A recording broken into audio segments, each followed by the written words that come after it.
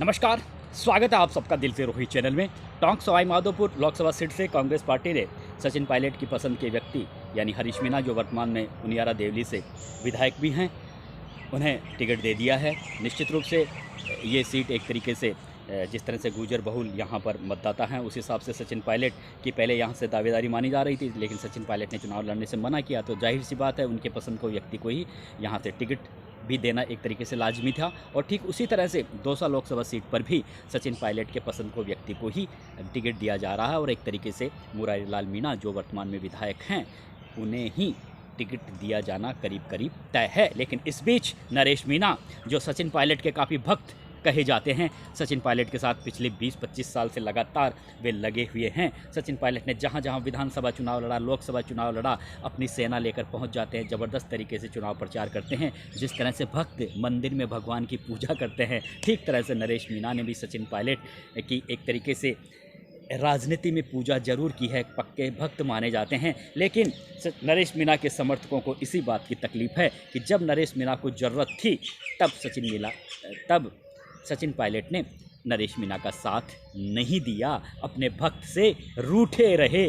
ये बात नरेश मीणा के जो समर्थक हैं उन्हें काफ़ी सता रही है। अब नरेश मीणा इस बात को भी खुद भी इस पीड़ा को महसूस करते हैं या नहीं करते हैं, ये तो वही बता सकते हैं। लेकिन उनके समर्थकों को इस बात की तकलीफ है कि पिछली गहलोत सरकार में जब नरेश मीणा कई दिनों तक जेल में रहे, उस समय सचिन पायलट ने किसी भी तरह की कोई पैरवी नहीं की, बल्कि कांग्रेस पार्टी के करीबन आधा दर्जन विधायकों ने बाकायदा पत्र लिखकर अशोक गहलोत से नरेश मीणा को जेल से रिहा करने की मांग की थी। लेकिन सचिन पायलट पूरी तरह से अपनी जुबान बंद रखे हुए थे। क्यों? ये पीड़ा नरेश मीणा के समर्थकों को सता रही थी। नरेश मीणा के समर्थक यही कह रहे थे कि अब तो नरेश मीणा को बाबा ही बचा सकते हैं, बाबा की शरण में जाना पड़ेगा। सचिन पायलट अब उनकी सुनवाई नहीं करेंगे या अब सचिन पायलट की उन पर कृपा नहीं है। अब देखिए, नरेश मीणा का अगर देखा जाए तो पिछले 20-25 साल से उनका जिस तरह का कैरियर रहा है अब तक, डॉक्टर किरोड़लाल मीणा की जैसे उनके भी बड़े बड़े आंदोलन रहते हैं, वे भी हज़ारों की भीड़ जुटाने की क्षमता रखते हैं। और सोशल मीडिया पर भी उनकी एक बहुत बड़ी टीम है जो हमेशा नरेश मीणा के गुणगान गाती रहती है। इसलिए ऐसी कोई बात नहीं है कि नरेश मीणा ने भी पहचान जरूर बनाई है। अब चाहे वो कैसे भी बनाई हो, जब हमने ये भी देखा था राजस्थान यूनिवर्सिटी छात्र संघ के महासचिव थे, तब से ही उनके पास में एक बहुत बड़ी फौज है, वो अब तक उनके साथ में जुटी हुई है। लेकिन अब उन्होंने दौसा से लोकसभा चुनाव लड़ने का ऐलान कर दिया है। नरेश मीणा ने साफ कहा है कि अगर डॉक्टर किरोड़लाल मीणा के परिवार का कोई सदस्य खड़ा होगा तो मैं चुनाव नहीं लड़ूंगा, क्योंकि डॉक्टर किरोड़लाल मीणा के भी वे भक्त हैं। डॉक्टर किरोड़लाल मीणा का काफ़ी आदर सम्मान वे करते हैं। हमने एक बार देखा भी था कि जब डॉक्टर किरोड़लाल मीणा की एक बहुत बड़ी सभा हो रही थी, उस सभा में उन्होंने बाकायदा अपना अंगूठा काटकर उनके तिलक लगाया था। डॉक्टर किरोड़लाल मीणा काफ़ी नाराज़ हो गए थे, लेकिन ये एक तरीके से उन्होंने डॉक्टर किरोड़लाल मीणा के प्रति अपनी श्रद्धा भावना प्रकट की थी। वो अब तक भी बनी हुई है। हालांकि डॉक्टर किरोड़ी बीजेपी से ताल्लुक़ रखते हैं, वे कांग्रेस पार्टी से हाथ पैर मार रहे हैं टिकट मारने के लिए। पिछले विधानसभा चुनाव में भी छबड़ा से दावेदारी की थी, लेकिन टिकट कहाँ से मिल रहा था? वो उनकी तो अपनी ही पार्टी की में ही सुनवाई नहीं हो रही थी, अपनी ही पार्टी की सरकार उन्हें जेल में डाल रही थी, तो टिकट देना तो दूर की बात थी। सचिन पायलट पूरी तरह से मुंह फेरे हुए थे। तो शायद अब नरेश मीणा को ये पता लग गया है कि अब उन्हें भी अपने ही दम पर कुछ ना कुछ राजनीति में चमत्कार करना होगा, और शायद यही वजह है कि अब उन्होंने दौसा से चुनाव लड़ने का ऐलान कर दिया है। अब देखने वाली बात यह है कि सचिन पायलट अगर नरेश मीणा यहाँ से खड़े होते हैं और अगर डॉक्टर किरोड़लाल मीणा के परिवार के किसी सदस्य को टिकट नहीं मिलता है, तब तो वे निश्चित रूप से खड़े होंगे ही। इस स्थिति में जिस तरह से कांग्रेस कैंडिडेट हो सकते हैं मुरारी लाल मीणा, तो वहाँ पर नरेश मीणा किस तरह से नरेश मीणा को सचिन पायलट आगे मनाएंगे या नहीं मनाएंगे, या उन्हें भी खुला छोड़ देंगे कि भैया तू भी लड़, तू भी तेरी ताकत दिखा, ये तो आने वाला समय बताएगा। लेकिन एक बात बिल्कुल तय है कि अगर नरेश मीणा चुनाव लड़ेंगे तो निश्चित रूप से कांग्रेस पार्टी के प्रत्याशियों को ही नहीं,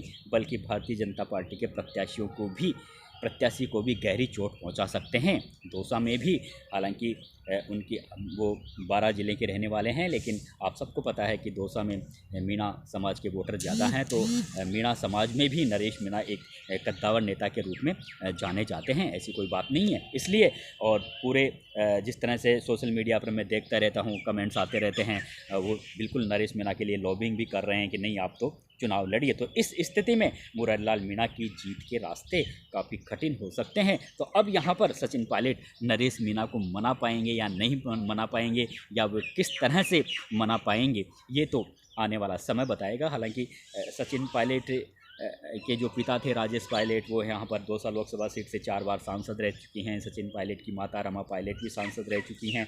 2004 में सचिन पायलट भी सांसद रह चुके हैं। इसलिए और गुर्जर मतदाता भी यहाँ पे बहुत ज़्यादा अच्छी तादाद में है। और सचिन पायलट की जो लोकप्रियता है वो उनके पिता राजेश पायलट की भी एक लोकप्रियता थी हर जाति और बिरादरी में। ठीक उसी तरह की लोकप्रियता सचिन पायलट के प्रति भी लोगों में है। लेकिन गुर्जर समाज में नाराज़गी तो अभी भी है सचिन पायलट को लेकर, क्योंकि सचिन पायलट जिस तरह से दमदार तरीके से पिछले 5 साल में वो बराबर कभी गहलोत सरकार के खिलाफ आवाज़ उठाते थे, फिर चुप बैठ जाते थे। उनकी जो जिस तरह का व्यवहार और रवैया रहा, जिन मुद्दों को लेकर वो सड़कों के बीच में जाते थे, फिर वही मुद्दों को लेकर वो शांत बैठ जाते थे, समझौता कर लेते थे।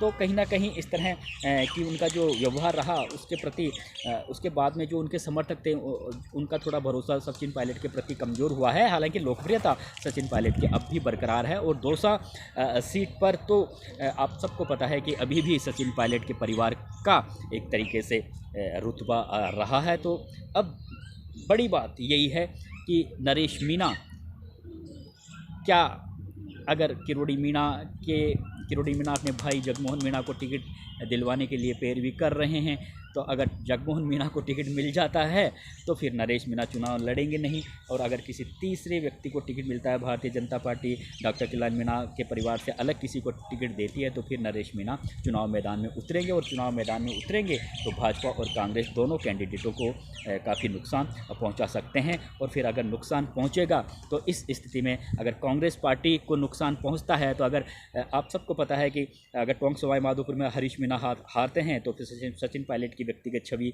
पर भी विपरीत असर पड़ेगा। ठीक इसी तरह से अगर यहाँ पर इस सीट पर भी अगर कांग्रेस का कैंडिडेट हारता है तो फिर सचिन पायलट के राजनीतिक जो अस्तित्व है उस पर भी विपरीत असर पड़ेगा। तो अब देखने वाली बात ये होगी कि क्या वे नरेश मीणा को मना पाएंगे या नहीं मना पाएंगे, या किस तरह से मना पाएंगे। क्योंकि नरेश मीणा के जो समर्थकों को अब यही लग रहा है कि सचिन पायलट ने एक तरीके से नरेश मीणा से जो सिर पर हाथ कभी रखा ही नहीं, और रखा था तो सिर्फ फोरे तौर पर ही रखा था।